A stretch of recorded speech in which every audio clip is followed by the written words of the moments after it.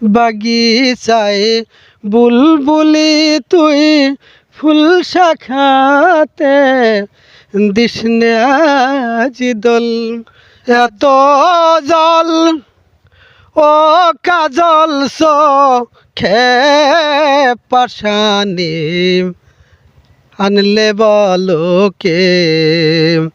এত জল ও কাজল চোখে পাশানি আনলে বলো কে। টলমল জলমতির মালা দুলিছে ঝালর পলকে। তো তখনকার আমার একটা গান হঠাৎ করে মনে পড়ে। সেই গানটা হচ্ছে যে কেমন এক কহিপ্রিয় সে কি ব্যথা প্রাণে বাজে। একটু যদি শোনাতেন। কেমনে কহি প্রিয় কি ব্যথা প্রাণে বাজে। কেমনে কহি প্রিয় কি ব্যথা প্রাণে বাজে। কহিতে গিয়ে কেন কহিতে গিয়ে কেন ফিরিয়া আসিলা যে কি ব্যথা প্রাণে বাজে। গুরু গান রপ্ত করলেন কিভাবে? রব তো মোটামুটি আমি তো কোনো উস্তাদ ধরে শেখা না। আচ্ছা আচ্ছা। মানে রেডিওতে আগে এই সময় ইসলামী সঙ্গীত নজরুল সঙ্গীত রেডিও ছিল, হ্যাঁ ওই রেডিওটাই ছিল, কিন্তু টেলিভিশন ছিল সাদা কালো, তবে সবার বাড়ি ছিল না। তো ওই গান রেডিওতে শুক্রবার যেদিন হতো ওই শুক্রবার দিন ইসলামী সঙ্গীত হতো, আর সকাল 7টা থেকে ওই সংবাদের পর থেকে 5 মিনিট 10 মিনিট এরকম একটা সময় থাকতো। ওই একটা অনুষ্ঠানের নাম ছিল ঝিলমিল। ওই ঝিলমিল অনুষ্ঠানে 15-20টা করে নজরুল সঙ্গীত গান হতো। সেখানে নজরুল সঙ্গীতের শ্যামা সঙ্গীত থাকতো, নজরুল সঙ্গীতের ইসলামী সঙ্গীত থাকতো, নজরুলের আরও অন্যান্য প্রেমের গান বা স্মৃতিবহ গানগুলো ওখানে হতো। আর ওই সুর থেকেই আমি কিন্তু সুর নিচ্ছি, আমি কারোর কাছ থেকে ওস্তাদ ধরে শেখানো আমার। আমি যখন প্রাইমারিতে তখন আমার স্যার ছিল হচ্ছে মকবুল মাস্টার। তার কথা স্মরণ করতে আমার বুকের ভিতরটা ভেসে ওঠে। সে অন্তর থেকে আমাকে ভালোবাসতো। তো স্কুল জীবনের প্রথম গান আমি বাড়িতে ওই গানটাই মুখস্থ করতাম, বাগিচায় বুলবুলি তুই ফুল শাখাতে দিসনে আজি দোল। এটা কি প্রাইমারি বলেছিলেন? আমি প্রাইমারিতে প্রথম। একটু শোনাই দিন। বাগিচায় বুলবুলি তুই ফুল শাখাতে দিসনে আজি দোল।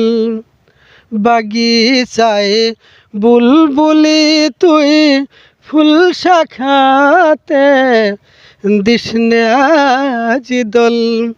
আজ তার ফুল কলিদের ঘুম টুটেনি তন্দ্রাতে বিলল।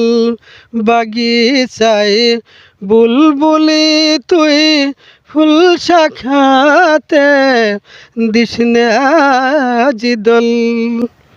তো গুরুজি সালটা কত হবে সে সময়? তখন সালটা 1987, আমি ক্লাস 3তে পড়ি। প্রাইমারি কিছু কয়েকজন বন্ধুর নাম মনে আছে কি? হ্যাঁ তা তো অবশ্যই আছে। রজব, রফিকুল মালিথা, তারপরে ওই যে নাসির, ওই আফিল মণ্ডলের ছেলে, আর মহির, উজ্জ্বল, আবু সুফিয়ান, এগুলো আমরা একসাথে লেখাপড়া করছি। গুরু আপনার হাই স্কুল জীবন কোথায় কেটেছিল? আমার হাই স্কুল জীবন প্রথমে আমি হালসাতে ভর্তি হই। আচ্ছা।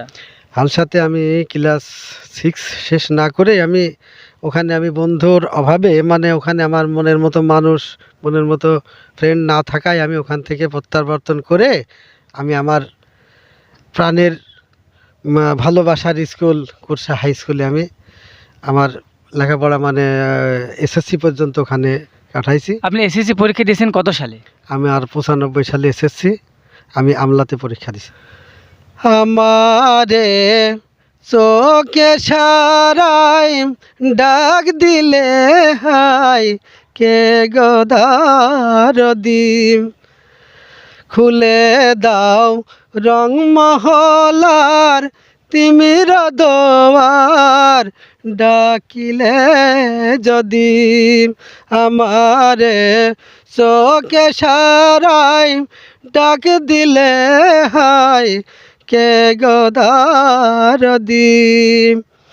তখন আমি আবার ওই গানে গানে ওকে কিন্তু সম্বোধন করি, আসলে ভাঙা ঘরে কে হে রাঙা অতিথি, আসলে ভাঙা ঘরে কে হে রাঙা অতিথি। কত সালে কলেজের শেষ টানলেন? তো কলেজের শেষ টানা হয়েছে, হালসা কলেজ শেষ হয়েছে ওই 96-97, আমি বাঁচছিলাম। আমাদের 97-তে পরীক্ষা হয়ে আমি ওখান থেকে বেরাই। আপনার একটু সংক্ষেপে আপনার পরিচয়টা যে দিয়ে দিতেন। আমার নাম কবি মিজানুর রহমান, অনেকে আবার মানে আমি একটু প্র্যাকটিস করি ডাক্তার বলেও কেউ ডাকে। তো যাই হোক, আপনার পিতা এবং মাতার নাম? আমার পিতার নাম মৃত আজগার আলী মালিথা, আমার মায়ের নাম মৃত আয়েশা খাতুন। এই আয়েশা খাতুনের কোল জুড়ে কত সালে আপনি জন্মগ্রহণ করেন মনে আছে কি? আছে, আমি 1-1-80-তে জন্মগ্রহণ করি। 1-1-1980 সালে ইশালমারি গ্রামের আশিপাড়ায় আয়েশা খাতুনের ঘর আলো করে এসেছিলেন কবি মিজানুর রহমান। আমি পেয়েছি এক ভাঙ্গা তরি,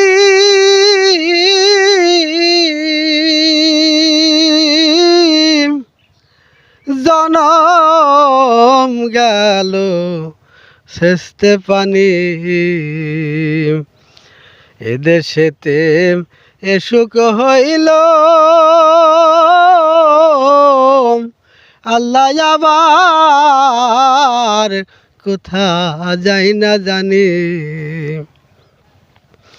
আমি পেয়েছি এক ভাঙ্গা তরি, পেয়েছি এক ভাঙ্গা তরি, জনম গেল শেষতে পানি, এদেশেতে এসুক হইল আল্লাহ আবার কোথা যাই না জানি। আমি কার দোষ দিব এই ভুবনে, পারে লয়ে যাও আমায়, আমি অপার হয়ে বসে আছি, হে দয়াময়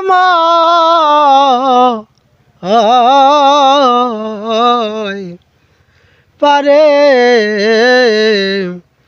লয়ে যাও আমায়। আমি একারো ওইলাম ঘাটে, ভানুষে বসি লোপাটে, আমি একারো ওইলাম ঘাটে, ভানুষে বসি লোপাটে, এখন তুমি বিন নাই ঘর সংকটে, তুমি বিন নাই ঘর সংকটে, না দেখিও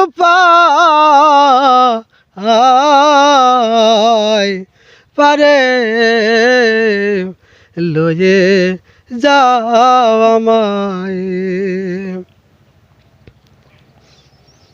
নাই আমার ভজন সাধন, চিরদিন কুপথে গমন, নাই আমার ভজন সাধন চিরদিন কুপথে গমন ও তোমার নাম শুনেছি পতিত পাবন দয়াল গো